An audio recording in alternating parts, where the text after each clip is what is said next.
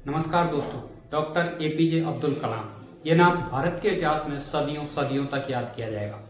यहाँ तक कि बड़ी बड़ी पर्सनैलिटी भी डॉक्टर कलाम साहब को अपना इंस्पिरेशन मानती हैं। और जैसा कि संदीप सर ने कहा था कि स्टूडेंट के लिए उनसे बड़ा इंस्पिरेशन कोई और हो ही नहीं सकता। Doctor APJ Abdul Kalam students के लिए उनसे बड़ी इंस्पिरेशन इस पूरी दुनिया में कोई नहीं है। डॉक्टर कलाम साहब एक बार स्टूडेंट्स के साथ इंटरेक्ट कर रहे थे, जिसमें स्टूडेंट्स ने उनसे कुछ क्वेश्चंस किए। उनका जो आंसर उन्होंने दिया उनमें उनका व्यक्तित्व साफ दिखाई देता है। तो आज फिर से शब्द सारे कलाम साहब के हैं, तो आइए बिना किसी देरी के शुरू करते हैं।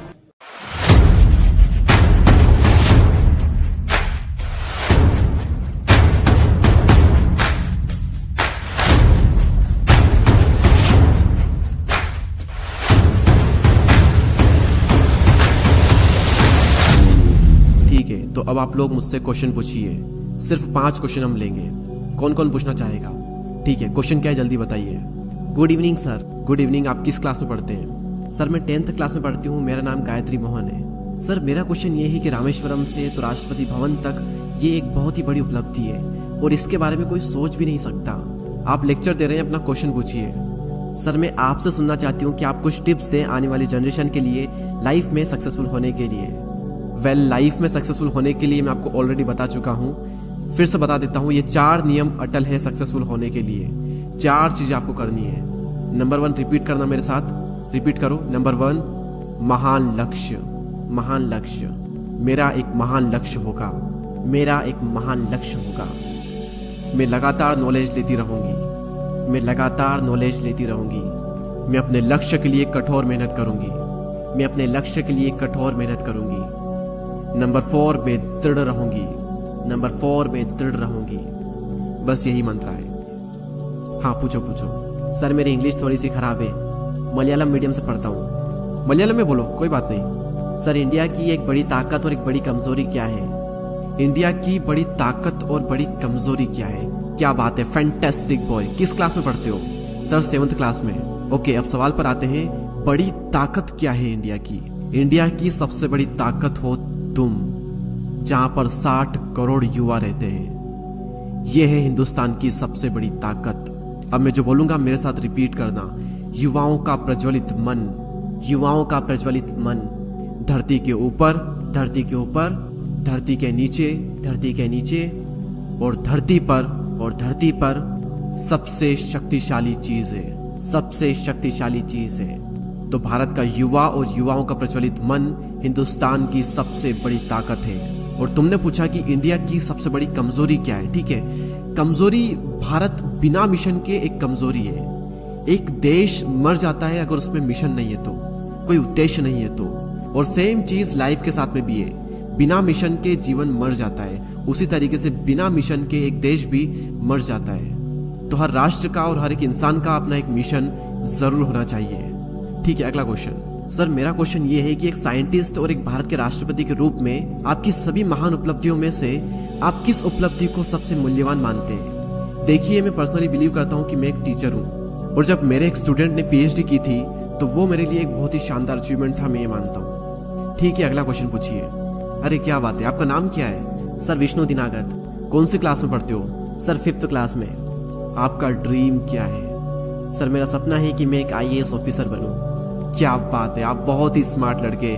मुझे बताइए आप एक IAS ऑफिसर क्यों बनना चाहते हैं? कोई बात नहीं, कोई बात नहीं, मेरे साथ रिपीट करो। एक IAS ऑफिसर के रूप में, एक IAS ऑफिसर के रूप में मैं करप्शन को रिमूव करूंगा। ठीक है, अब क्वेश्चन पूछिए। सर मेरा क्वेश्चन ये है कि क्या आप लव, कंपैशन और ग्रेटिट्यूड यानी कि प्रेम, करुणा और कृतज्ञता के बारे में कुछ कह सकते हैं? प्यार वो है जो हमें माता पिता से मिलता है, उसका कोई मूल्य नहीं है। करोड़ों रुपए दे करके भी हम उसे खरीद नहीं सकते।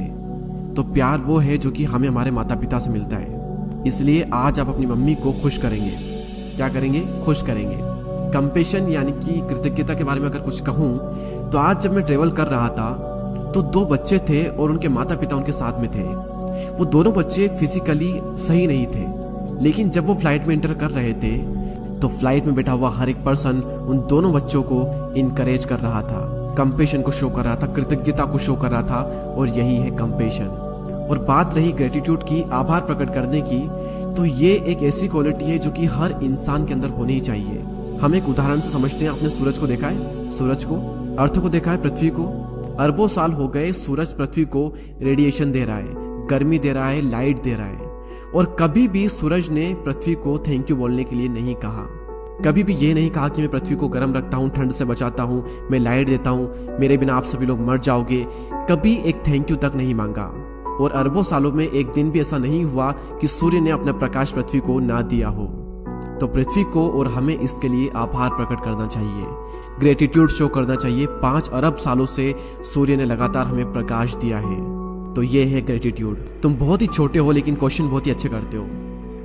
गुड इवनिंग सर, आप किस क्लास में पढ़ते हैं? सर मैं 10th क्लास में पढ़ती हूँ। नेक्स्ट ईयर आप कौन सा सब्जेक्ट लेने वाले हैं? सर मैं बायोमैथ्स लेने वाली हूँ। उद्देश्य क्या है ये लेने का?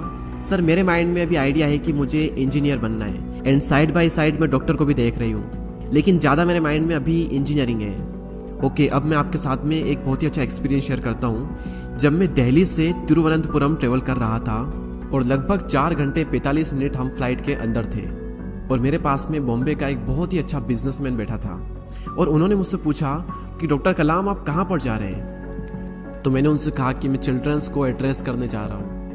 तो उन्होंने मुझसे कहा कि आप बच्चों से एक चीज़ ज़रूर कहना कि हमेशा अपने आप से क्वेश्चन ज़रूर करें कि मेरा पैशन क्या है।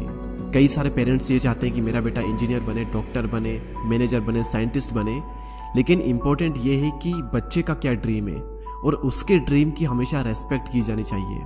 इसीलिए मैं जहाँ पर भी जाता हूँ, जिस भी बच्चे से मिलता हूँ, उससे मैं ये ज़रूर पूछता हूँ कि तुम्हारा ड्रीम क्या है, तुम्हारा पैशन क्या है, तुम क्या कर रहे हो और क्यों कर रहे हो।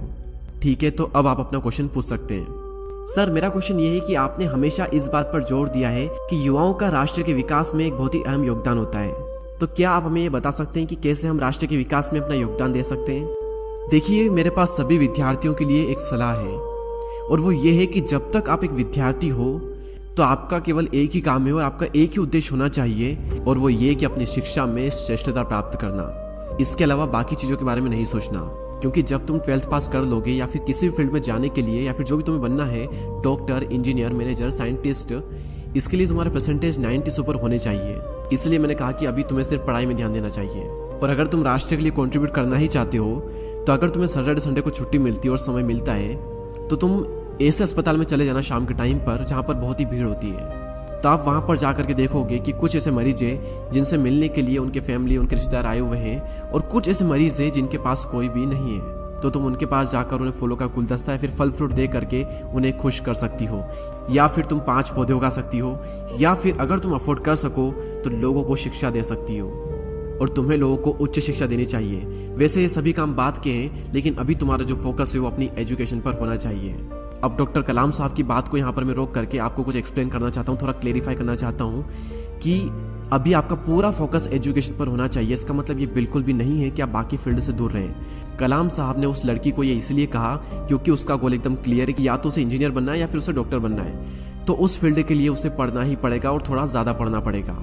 लेकिन ये बिल्कुल भी ज़रूरी नहीं है कि हर कोई इंजीनियर, डॉक्टर या फिर साइंटिस्ट बने। ठीक है, अगर आपका गोल, आपका लक्ष्य सिर्फ एजुकेशन के फील्ड में आगे बढ़ना नहीं है, तो साइड बाय साइड अगर आप अपना कुछ चलाना भी चाहते हो तो आप चला सकते हो। Okay, next question. सर मेरा क्वेश्चन ये है कि हमारे देश में ब्रेन ड्रेन एक बहुत ही बड़ी समस्या है। हमारे देश के बहुत सारे प्रतिभाशाली युवा विदेश में जाकर के सेटल हो रहे हैं, जो कि हमारे देश के लिए बहुत ही ज़्यादा नुकसानदायक है। तो क्या सर इसका कोई समाधान है? देखिए, हमें इस समस्या के लिए किसी समाधान की ज़रूरत नहीं है, क्योंकि ब्रेन ड्रेन कोई समस्या नहीं है। इसलिए आप फिक्र मत करो, क्योंकि भारत में अरबों लोग रहते हैं, जहां से हर साल अलग अलग क्षेत्रों से लगभग 30 लाख विद्यार्थी निकलते हैं। तो अगर उनमें से 5-10 हज़ार विद्यार्थी विदेश चले भी जाते हैं तो इतना कोई फर्क नहीं पड़ता, क्योंकि जैसे इंडिया से यंगस्टर विदेश जाएंगे, वैसे ही कई सारे लोग विदेश से भी इंडिया आएंगे, जिससे कि ज्ञान का आदान प्रदान होगा, और इसमें कुछ गलत बात भी नहीं है। तो मेरे अनुसार ब्रेन ड्रेन कोई अभी बड़ी समस्या नहीं है। लेकिन हाँ, अगर कोई समस्या है या फिर ये कहें कि किसी चीज़ की ज़रूरत है, तो वो ये है कि हमारे पास में महान वैज्ञानिक प्रयोगशालाएं ज़रूर होनी चाहिए, जिससे कि जैसे अभी हम विदेश जाकर के शोध करते हैं, वैसे ही विदेश से वैज्ञानिक आकर के भारत में शोध कर सके। सर मेरा क्वेश्चन ये है कि हम हर रोज़ भ्रष्टाचार से संबंधित समाचार सुनते हैं, तो क्या आप कुछ उपाय बता सकते हैं जिससे कि हम भ्रष्टाचार को खत्म कर सकें या फिर उसे कम कर सकें? देखिए, अगर मैं आप सभी को करप्शन को ख़त्म करने का तरीका बताऊंगा तो क्या आप सभी लोगों करेंगे, मेरी बात मानेंगे? यस सर, भारत में 1 अरब से भी ज़्यादा लोग रहते हैं और यही 1 अरब लोग 200 मिलियन घरों में रहते हैं, यानी कि हर घर में लगभग 5 लोग रहते हैं, माता पिता, 1 लड़का और 2 लड़कियां, या फिर माता पिता, 2 लड़कियां और 1 लड़का। और ये देखा गया है कि 200 मिलियन घरों में से 60 मिलियन घरों में करप्ट लोग हैं। आप इमेजिन करिए, फैमिली में एक पर्सन करप्शन के थ्रू पैसे कमाता है, लेकिन अगर बच्चे हिम्मत करके अपने पापा से बोल दे कि पापा अगर आप करप्शन करके पैसे कमाओगे तो हम आपकी कार या फिर बाइक या फिर स्कूटी नहीं चलाएंगे, ना ही उसमें बैठेंगे, तो क्या वह पिता कुछ बोल पाएगा? अगर सभी बच्चे अपने पापा से ये बोल देंगे ना, तो आधे ही सही लेकिन भ्रष्टाचार लगभग आधा हो जाएगा, बहुत कम हो जाएगा। दोस्तों, मैं आशा करता हूँ कि आप सभी लोगों ने इस वीडियो से काफ़ी कुछ सीखा होगा। आपका एक कमेंट और एक सब्सक्राइब हमें बहुत ही ज़्यादा मोटिवेट करता है नेक्स्ट वीडियो को इससे भी ज़्यादा बेहतर बनाने के लिए। तो अगर आपको वीडियो पसंद आते हैं तो सब्सक्राइब करके बेल आइकन को प्रेस कर दें। मैं आपसे मिलूंगा अगले वीडियो में, तब तक के लिए जय हिंद, जय भारत।